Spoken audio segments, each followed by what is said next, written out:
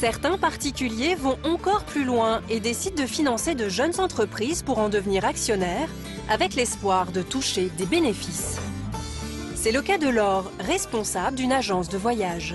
Elle a décidé d'investir 3 500 € dans une PME qui fabrique des barbecues et des briquets solaires dont elle suit régulièrement l'actualité sur les réseaux sociaux.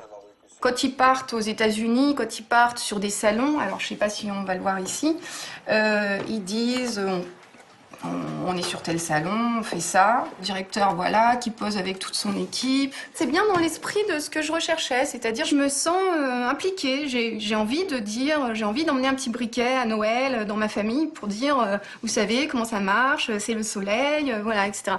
Et pas seulement parce que peut-être un jour ça me rapportera de l'argent, parce que je me sens associée à leur projet. Un investissement qui peut s'avérer risqué. Il y a deux choses qui sont dites dès le départ, c'est que, un, l'argent va être retenu pendant 5 ans, qu'en gros, sauf drame, il ne faut pas penser le récupérer avant. Et la deuxième chose, que c'est un investissement à très gros risque. Oui, il n'y a aucun garde-fou, il n'y a aucun intermédiaire, mais il n'y a aucun filet. Donc si jamais ils ont une mauvaise stratégie, ça ne marche pas, un retournement de la conjoncture, eh ben, ils ferment et nous, on n'a rien, ça c'est sûr. L'homme sur lequel elle a parié s'appelle Gilles Gallo. Il faut reprendre le... Grâce à des investisseurs privés, il a collecté 696 000 € en 4 mois. Il croit dur comme fer en l'énergie solaire. Ce patron de 39 ans a conçu toute une gamme de produits, comme ce barbecue plutôt original qu'il cherche à référencer chez de nouveaux distributeurs. Bonjour. Hello. Bonjour. Ce matin, il vient en faire la démonstration dans ce magasin spécialisé de la région parisienne. C'est grand. C'est la taille nécessaire pour capter assez d'énergie.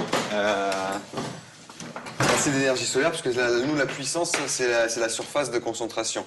Oui. Donc c'est à peu près 200 donc, avec degrés. ça, on peut griller. Avec ça, on peut griller, ça monte à 200 degrés quasiment instantanément. C'est une énergie à peu près comme le gaz, c'est de l'instantané une fois que c'est allumé. D'accord. Et donc, il faut juste l'orienter vers le soleil. Il faut l'orienter droit sur le soleil. Ouais, mais ça réclame une réorientation toutes les 20 minutes. Bon, et comment vous est venue cette idée?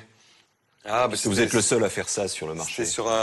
Après avoir fait de la finance, je suis parti en Afrique, plus ou moins, surtout à Tombouctou, je suis resté un peu plus de 6 mois. Chercher un nouveau sens, un sens en tout cas dans mon métier, un peu plus que financier. Et il m'a apparu évident, en tout cas à ce moment-là, la cuisson solaire. Pour l'Afrique, parce qu'il y a des problèmes de désertification, un tiers du temps des femmes ou du budget est utilisé pour le bois de cuisson. Donc je suis revenu en Europe avec cette idée. J'ai décidé de me mettre sur le marché du barbecue dans le but plus tard de développer des fours solaires africains. Je pense qu'aujourd'hui, ça peut séduire une frange de notre clientèle qui a envie à la fois de s'amuser, de montrer qu'ils sont un peu à la pointe de ces énergies propres. Donc oui, je pense qu'on peut tout à fait en vendre. Bonjour. Bonjour. Alors c'est un barbecue solaire. Ce barbecue vendu 399 €, au look inattendu qui plus est solaire, ces retraités n'en avaient jamais vu. C'est vrai que c'est intéressant. C'est toujours intéressant.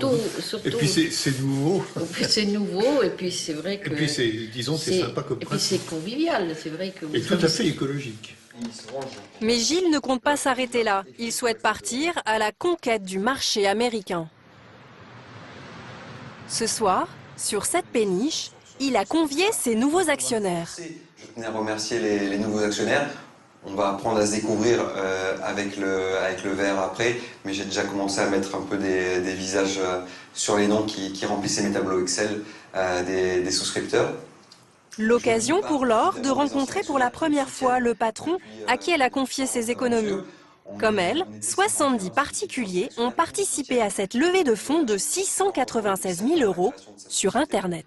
Comment se passe la communication avec les actionnaires et avec quelle régularité? Qu'est-ce que vous envoyez comme document tous les combien? Par rapport aux actionnaires, il y a l'AG annuel et ce rendez-vous actionnaire. On ne peut pas être tous les jours à répondre.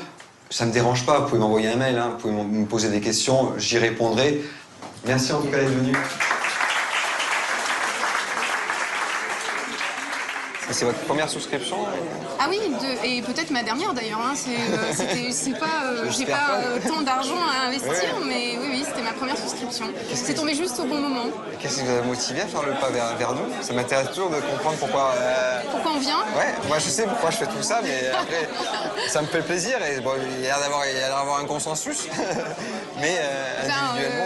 Moi, j'avais envie de mettre de l'argent dans quelque chose de concret avec des gens, des entreprises, des idées que je comprenne, qui me soient présentées, et pas simplement avec des chiffres qui évoluent dans une grille financière. Qu'est-ce qui vous a rassuré sur votre investissement?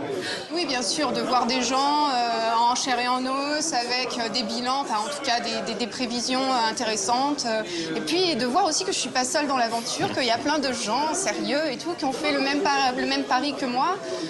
Ça rassure, c'est sûr. Puis vous savez, sur ce genre de choses, c'est comme un speed dating.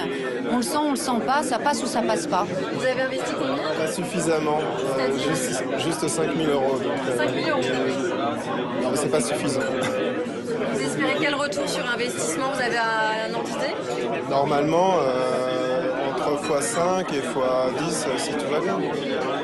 C'est le minimum. Hein. En France, l'an dernier, 70 millions d'euros ont été collectés grâce au crowdfunding. Près de 30 000 projets ont ainsi été financés.